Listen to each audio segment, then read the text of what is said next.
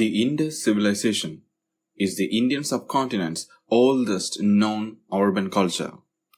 The Indus civilization was the largest of world's three early civilizations along with Mesopotamia and Egypt. Then why don't we know more about these amazing civilizations? Let's take a closer look, shall we? Hello everyone, welcome to another episode from Brahmaj. Don't forget to subscribe and click the bell icon if you are new to the channel. The Indus River Valley civilization existed on 7000 to 5500 BCE, extended from modern-day Afghanistan to Pakistan and India. The goddess Sindhu, that is the Sindhu River, was worshipped by the people of the Indus Valley civilization. Researchers found a well-thought-out street grid and a complex drainage system. The inhabitants of the Indus Valley civilization of Mohenjo-Daro were skilled urban planners with a reverence of water control. The artifacts such as ivory, lapis, cornelian and gold beads as well as the baked big brick city structure conform to the city's wealth and status. The civilization was far too advanced for 7000 BCE because they invented flush toilets, metallurgy, public bath, government, institutions, and advanced irrigation system. And one day, everything vanished just like that. And no one knows how. Archaeologists first visited Mohenjo-Daro in 1911. Several excavations took place from 1920 to 1931. It was built on a series of mounds and spanned approximately 250 acres, that is 100 hectares, with the Great Bath and an associated large building occupying the tallest mound.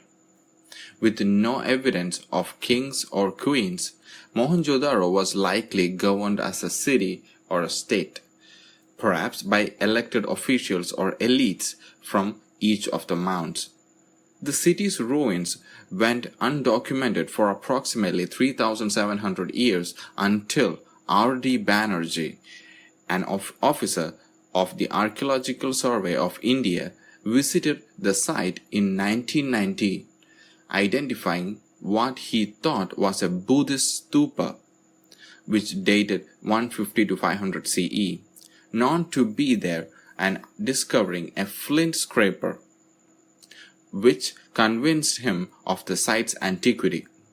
This led to large-scale excavations of Mohenjodaro, led by K. N. Dikshit in 1924 and John Marshall in 1925 to 1926. The small probes took place in the 1930s, and subsequent digs occurred in 1950 and 1964.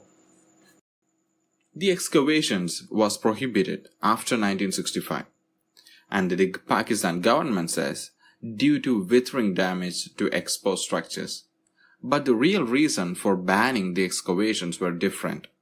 Pakistan was aiming for Kashmir, which was a part of India, because according to Pakistan, most of the people in Kashmir were Muslims, so the land belongs to Muslim people.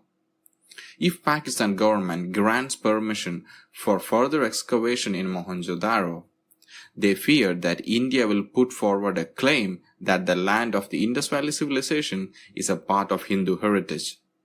Also, in time to time, it has been proved that Pakistani people have a tendency to destroy Hindu artifacts and heritage.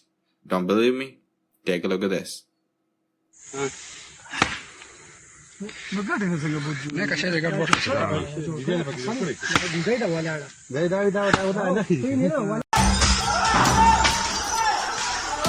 This is the main reason for banning the excavations.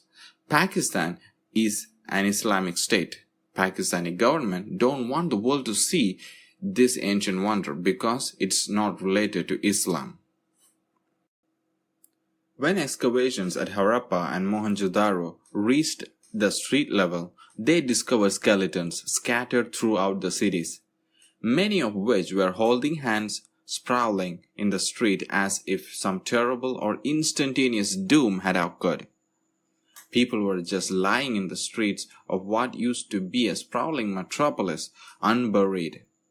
Even by traditional archaeological standards, these skeletons are thousands of years old. What could cause such a thing?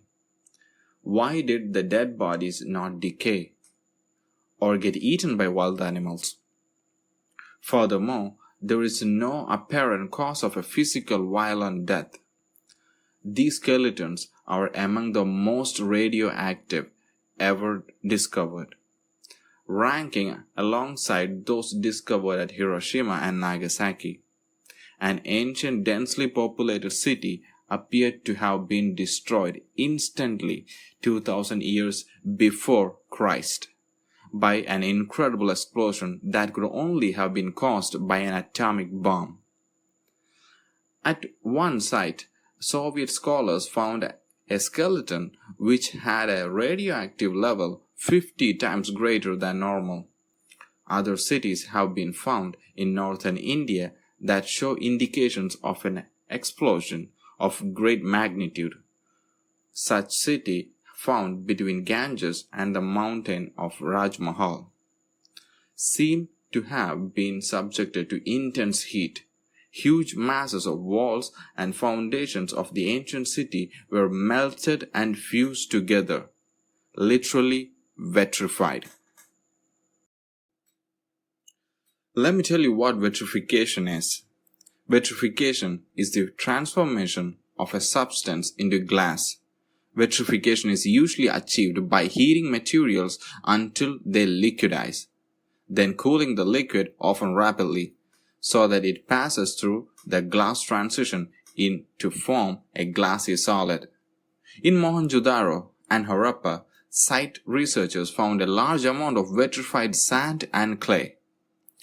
And since there are no indication of a volcanic eruption at Mohenjo-Daro or at any other cities nearby, the intense heat to melt clay vessels can only be explained by an atomic blast or some other unknown weapon or any other massive heat source. The cities were wiped out entirely at the same time. What was found at the site of Mohenjo-Daro corresponds exactly to Nagasaki. There was an epicenter about 50 yards wide where everything was crystallized, fused, and melted. 60 yards from the center, the bricks were melted on one side, indicating a blast.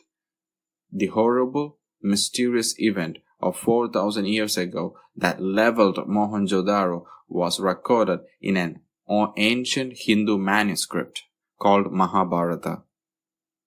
In Mahabharata, it says, white hot smoke that was 1,000 times brighter than sun rose in infinite brilliance and reduced the city to ashes. Water boiled, horses and war chariot were burned by the thousands. The corpses of the fallen were mutilated by the terrible heat so that they no longer looked like human beings.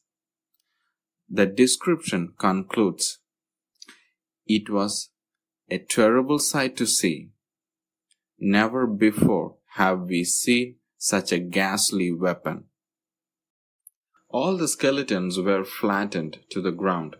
For example, a father, mother, and a child were found flattened in the street, face down and still holding hands. Researcher William Storm said the melting of bricks at Mohenjo-Daro could not have been caused by a normal fire. But no evidence exists that flooding destroyed the city. The city wasn't totally abandoned. If Mohenjo-Daro was destroyed by a nuclear catastrophe, who designed it? Who manufactured them? If not, then what was it to produce such heat that vitrified rocks, bricks, and clay vessels? What could be attributed to the high degree of radioactive traces in the skeletons? How did all of them die in one instant? When USA used nuclear bombs in Hiroshima and Nagasaki, there was vitrification everywhere, skeletons with high level of radiation. And the dead bodies outside the ground zero were not decayed, just like in Indus Valley civilization. Well, so far, Pakistan government has done nothing much to preserve this rich heritage. Mohenjo-Daro is already in an incredible fragile condition. It is estimated that its current rate of degradation, the World Heritage listed site could be gone within 20 years.